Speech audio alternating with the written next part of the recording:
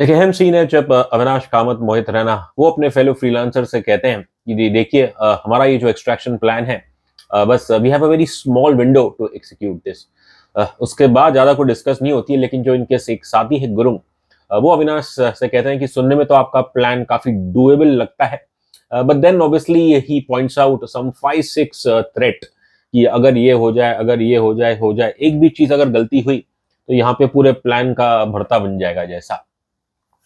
And then Gurung goes on to say that कि यदि अगर हम इस चीज में कामयाब होते हैं तो it will be a miracle, it will be nothing less than a folklore. अब इसका जवाब अविनाश कामत देते हैं, तो then why don't we create a folklore. जब डायलॉग ऐसे हो तो जाहिर है, उम्मीद तो यही है कि जो इसका क्लाइमैक्स होगा, जो फिनाले एक्शन होगी, that will be nothing less than a folklore. तो खैर, that is what we expected from the Freelancer, from Freelancer the Conclusion, जो आज डिज्नी हॉटस्टार पर रिलीज हो चुका है। अगर आपको याद हो कि कुछ महीने पहले फ्रीलांसर, ये जो सीरीज है, इसका वॉल्यूम 1 आया था जिसके अंदर 4 एपिसोड थे, और surprisingly the producers, the OTT network, उन्होंने निर्णय लिया कि इस सीरीज के इस स्टोरी के जो बाकी के एपिसोड्स हैं, 3 एपिसोड, उसे कुछ नवंबर या दिसंबर में दिखाएंगे। तो खैर, आज फ्रीलांसर द कंक्लूजन आ चुका है, एंड अनफॉर्चुनेटली ये कहूँ कि जो एक फोकलोर जो हम उम्मीद कर रहे थे, the way this extraction plan, the extraction pans out, देखने में तो सच बताए तो वो बिल्कुल कोई फोकलोर जैसा लगा नहीं। I mean, it doesn't look like कि यहाँ पे एक लड़की को who has been rescued from the clutches of ISIS terrorist in Syria. बस ये देखने में तो ऐसा लग रहा है कि ये कोई सीरिया नहीं, बल्कि कोई गली नुक्कड़ में किसी आपकी कोई चीज खो गई हो, और थोड़ा बहुत लड़ झगड़ के लोगों ने आपको वापस लाके दे दी। आई थिंक सैडली ये कहेंगे, आफ्टर प्रॉमिसिंग वॉल्यूम 1, काफी उम्मीद हाई थी फ्रीलांसर से, लेकिन जो कि मेरे ख्याल से कई बार होता है इंडियन सीरीज के साथ, कि शुरू के एपिसोड अच्छे होंगे, एंड देन ऑफ्टन क्लाइमैक्स हो या प्री क्लाइमैक्स हो, उसमें इतना दम नहीं रहता है। और आई थिंक वही चीज हमें सैडली यहाँ फ्रीलांसर द कंक्लूजन में मिसिंग लगती है।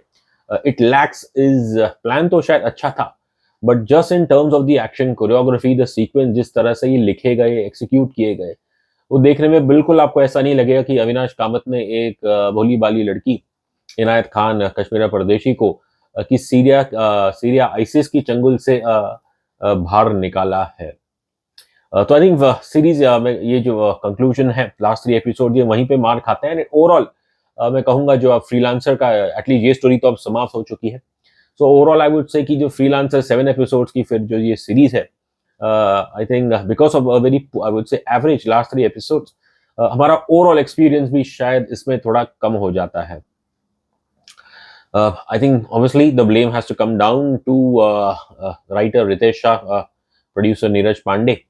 अब obviously जैसा कि हम सबको पता है कि ये जो सीरीज है, it is based on a book, Shirish Thorat's book, called A Ticket to Syria.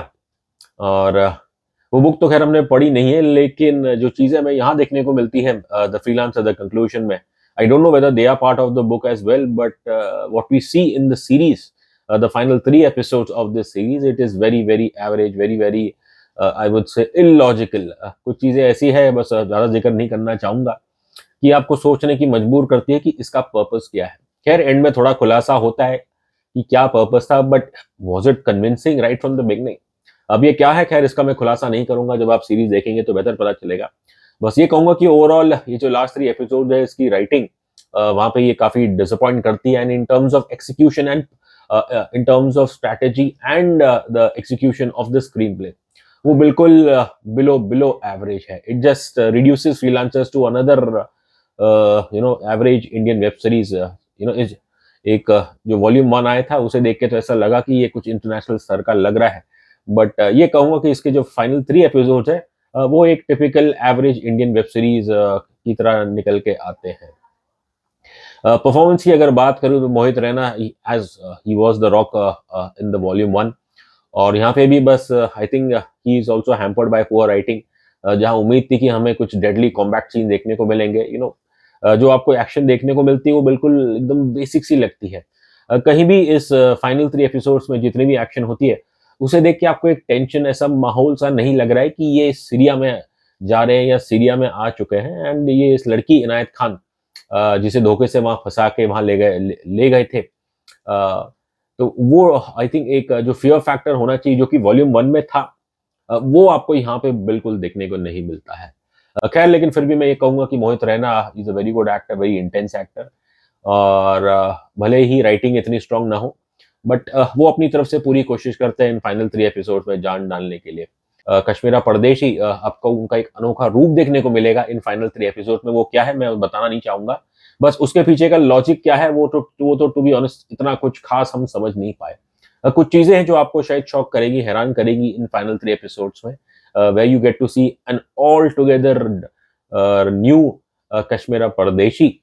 अब इसे क्यों किया गया? अब क्या this thing part of the book? अगर आपको याद हो, द फ्रीलांसर जो ये सीरीज है, it is adapted from Shirish Thorat's book a ticket to Syria. अब वो बुक हमने पढ़ी नहीं है, इसलिए वी डोंट नो कि यहाँ पे कितनी क्रिएटिव लिबर्टी ली है। बट जो चीजें आपको फाइनल 3 एपिसोड में कुछ एक आध चीज देखने को मिलती है, I would just say it is simply plain bizarre. Anupam Kher साहब जो इनके बॉस बन रहे हैं, अविनाश कामत के, उनका हेयर विग, उनका जो हेयर स्टाइल है वो इतना कुछ खास नहीं है, बट उनकी परफॉर्मेंस भी ठीक ठाक ही है। बस ये कहूंगा एंड में कि काफी उम्मीद थी द फ्रीलांसर द कंक्लूजन से, बट जिस तरह से ये फाइनल 3 एपिसोड निकल के आते हैं, कंक्लूजन का तो हमें पता था, but there was more hope कि ये एकदम कंक्लूसिवली स्क्रीन पे आए, लेकिन वैसा हमें देखने को नहीं मिलता है। So it definitely overall it hampers our overall experience of the freelancer web series. But अगर यदि मैं सिर्फ इस freelancer the conclusion last 3 episodes को जज करूं, तो they are definitely below par. अगर रेटिंग की मैं बात करूं, तो इसे तो हमें देना पड़ेगा बस 5 में से 2 स्टार्स।